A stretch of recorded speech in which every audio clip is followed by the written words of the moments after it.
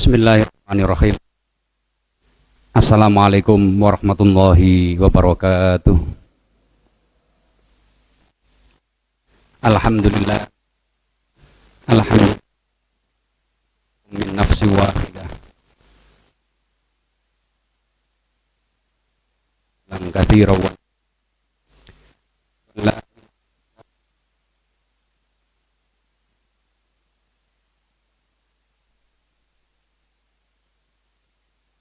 Allahumma sholli wa ala wa qala Allah ta'ala fil Qur'anil Aziz, a'udzu billahi minasyaitonir rajim. Bismillahirrahmanirrahim. Qul in kuntum tuhibbunallaha fattabi'uni yuhibbukumullah wa yaghfir lakum dzunubakum wallahu ghafurur rahim. Al-ayah. Shadaqallahul adzim.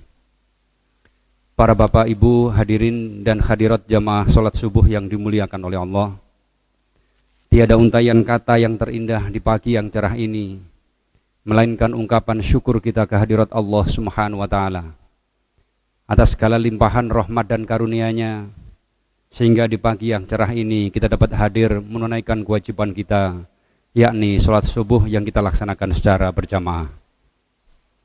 Bapak ibu hadirin dan hadirat yang dimuliakan oleh Allah, perlu kita ketahui bahwa banyak cara yang dilakukan oleh seorang yang beriman itu untuk mensyukuri nikmat Allah Subhanahu wa Ta'ala.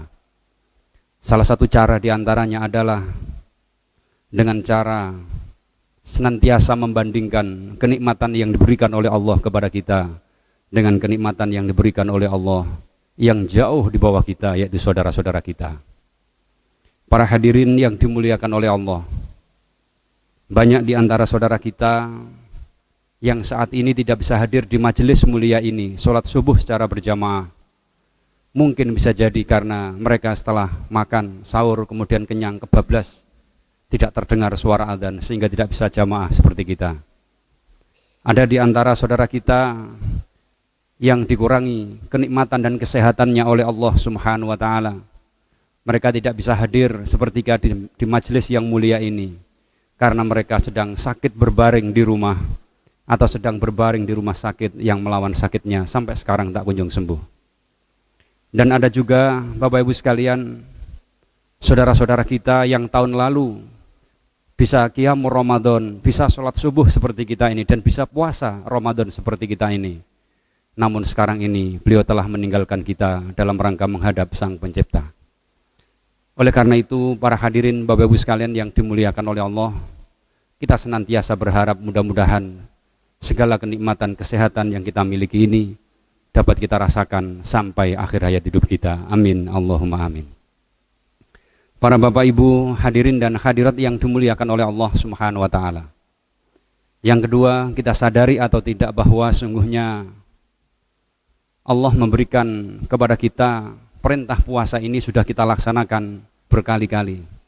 Sudah kita laksanakan bertahun-tahun, bahkan berpuluh-puluh tahun. Puasa kita, qiyamul Ramadan kita ini kita laksanakan hampir setiap tahun, yang kalau dijumlah dikalkulasi hampir sama dengan usia kita. Kalau usia kita misalnya 45 tahun misalnya, berarti sudah 40 kali kita melaksanakan puasa Ramadan. Kalau usia kita sudah 50 tahun, 60 tahun, atau bahkan lebih dari itu, maka tentunya kita sudah melaksanakan puasa Ramadan 50 kali, 60 kali, atau bahkan lebih para hadirin. Namun pertanyaannya adalah, apakah puasa yang sering kita lakukan, apakah qiyamul Ramadan yang hampir setiap tahun kita lakukan, sudahkah menjadikan diri kita beriman, bertakwa kepada Allah, yang pada ujungnya, sudahkah diri kita menjadi orang-orang yang dicintai oleh Allah Subhanahu wa Ta'ala atau belum? Para hadirin jamaah sholat subuh yang dimuliakan oleh Allah Subhanahu wa Ta'ala, Allah berfirman di dalam surat Al-Imran ayat 31 yang artinya adalah, Qul in kuntum tuhibbunallah, wahai Muhammad, katakanlah kepada mereka para jamaah Masjid Al-Ikhlas Deltasari Sidoarjo, jika engkau benar-benar beriman kepada Allah, jika engkau benar-benar cinta kepada Allah, katakanlah wahai Muhammad, fattabi'uni, ya, ikutilah aku, kata Nabi Muhammad. Kenapa demikian? Kalau sudah mengikuti aku, kata Nabi Muhammad, yuhibbukumullah, pasti kamu akan dicintai oleh Allah Subhanahu wa Ta'ala.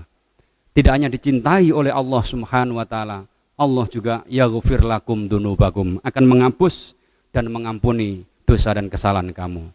Kenapa Allah mengampuni dosa dan kesalahan?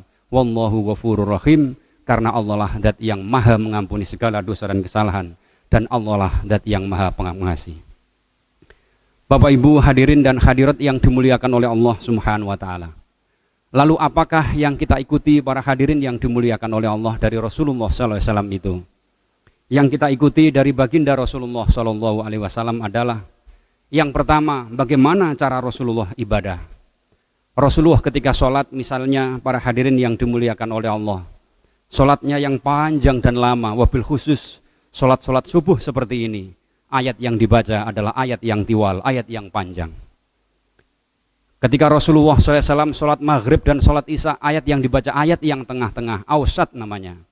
Sedangkan ketika sholat duhur, sholat asar, ayat dibaca Rasulullah SAW adalah ayat yang sifatnya qasar atau ayat-ayat yang pendek.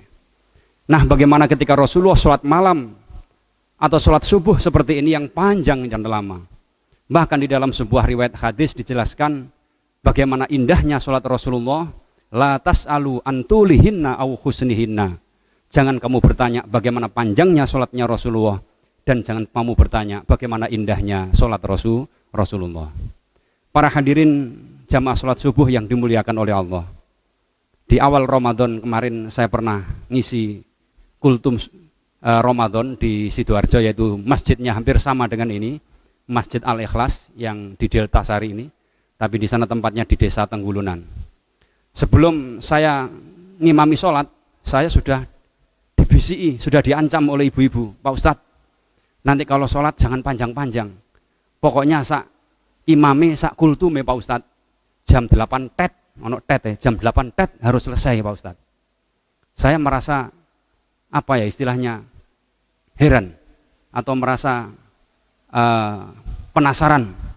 Saya tanya kepada takmirnya, Pak Takmir, kenapa mereka ibu-ibu kok sukanya cepat kalau sholat, kultumnya cepat? Apa dijawab oleh takmir? Ini loh Pak Ustadz, ibu-ibu itu jam 8 melihat sinetron Pak Ustadz biasanya. Sinetron apa? Sinetron Ikatan Cinta itu loh Pak Ustadz. Sing ono Andin, ada Mas Al itu. Nah, kemarin saya tempo hari melihat, penasaran saya. Ya apa sih sinetron kok sampai ibu-ibu pada seneng kabeh itu. Ya ternyata saya lihat satu pekan saja. Ternyata apa Bapak Ibu sekalian? Sinetronnya ya mulut, rumah tangganya ruwet. Langsung apa namanya? Sinetron ruwet ini kok didelok ya, rumah tangganya itu ruwet Bapak Ibu sekalian. Bapak Ibu sekalian yang dimuliakan oleh Allah, inilah kadang-kadang kita salah memahami, tidak bisa mengikuti ajaran Rasulullah.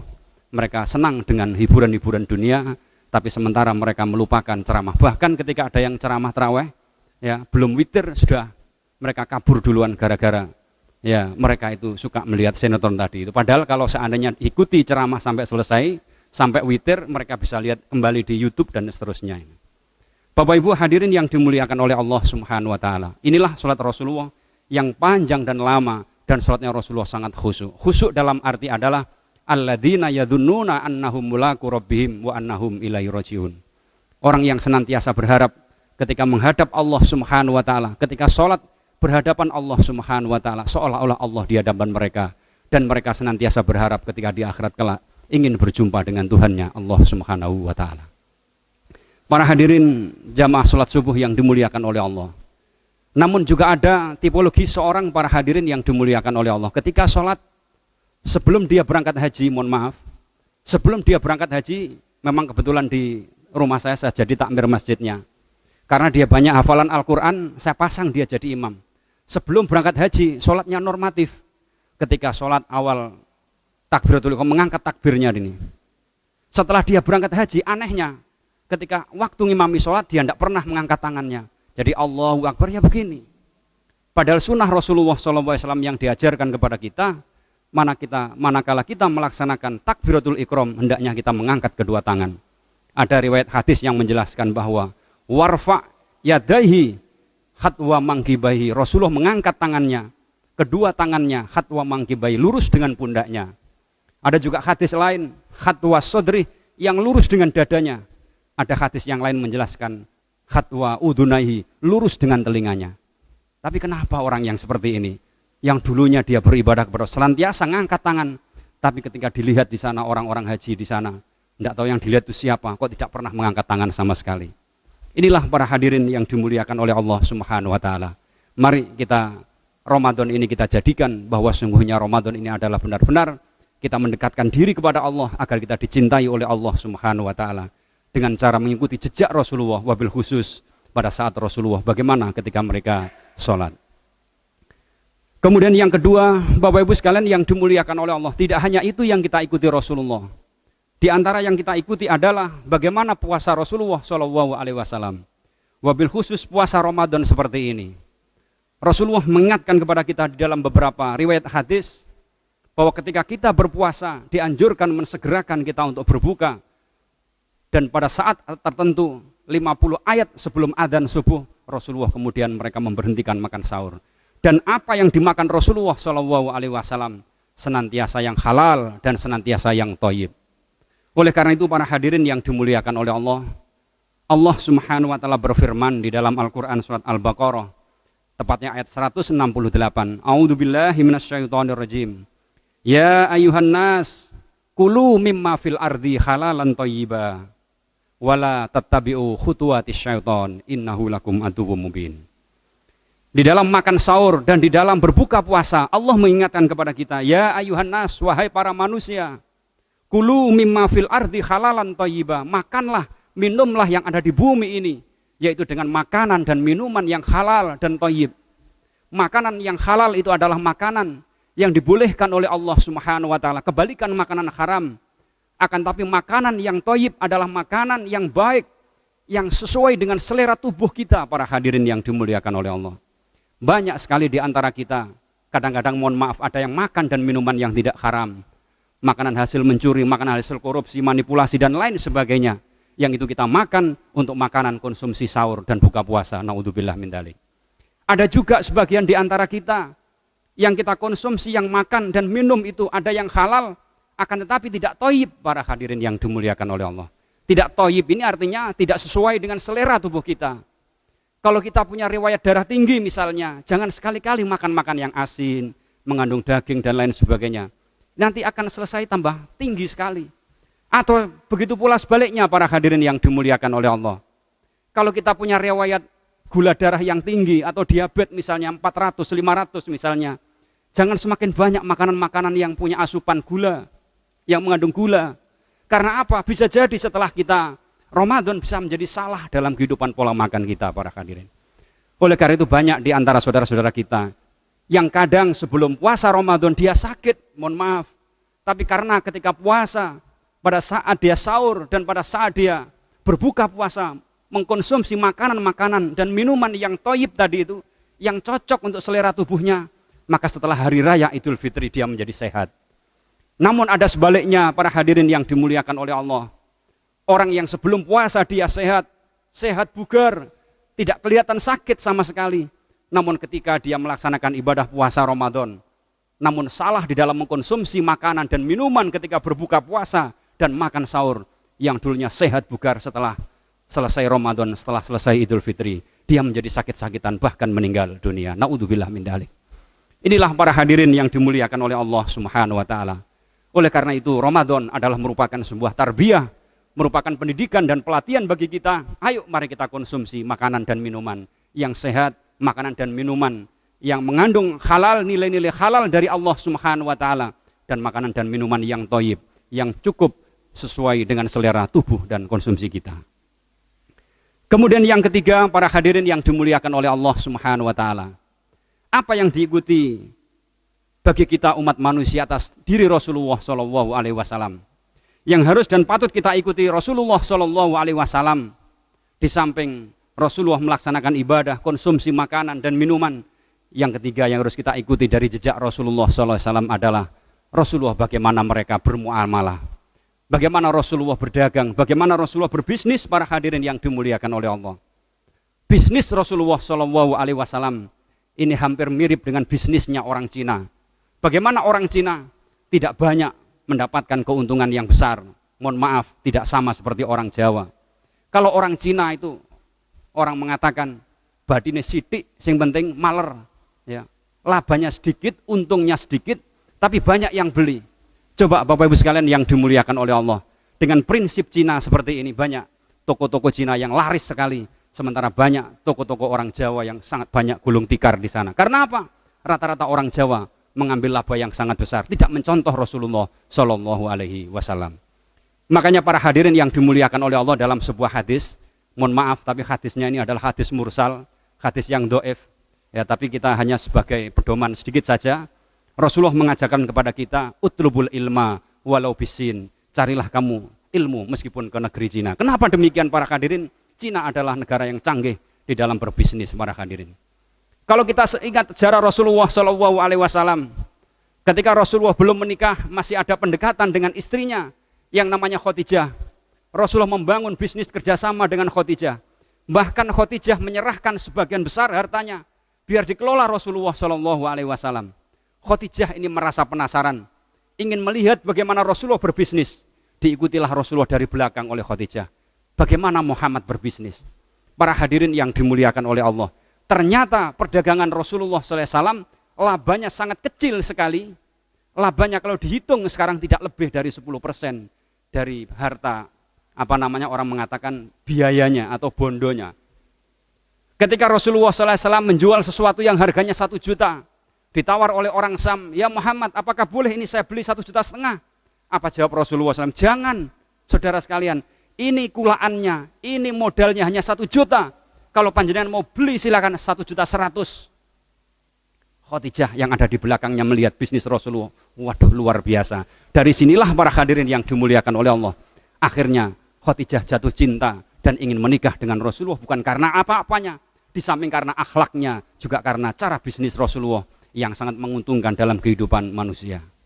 Oleh karena itu para hadirin yang dimuliakan oleh Allah, di dalam konsep Islam, di dalam berbisnis, ini ada istilah antarodin minkum, ada istilah suka sama suka di antara kita. Artinya suka sama suka itu adalah suka sama suka pada saat transaksi jual beli, maupun suka sama suka pada saat mengkonsumsi atau menggunakan barang yang dibeli tadi itu.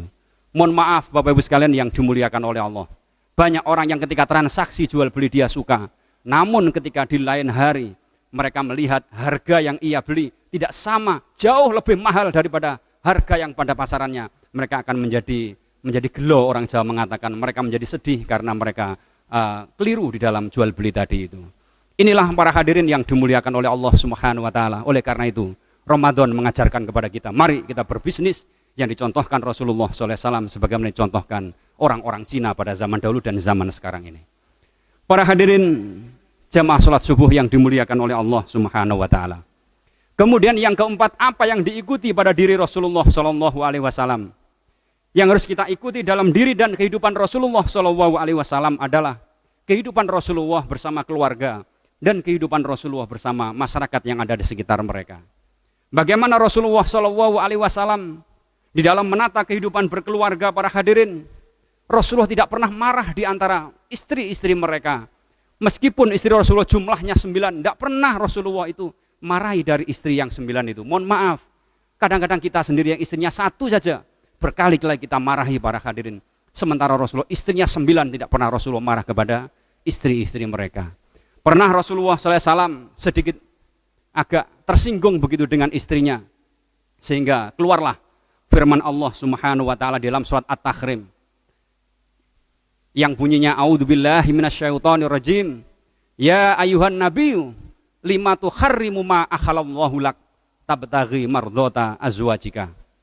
Yang artinya adalah, ya ayuhan nabi, wahai Nabi Muhammad, lima tuharrimu ma akhalallahu lak, kenapa engkau bersumpah dengan mengharamkan istri kamu yang halal bagi kamu?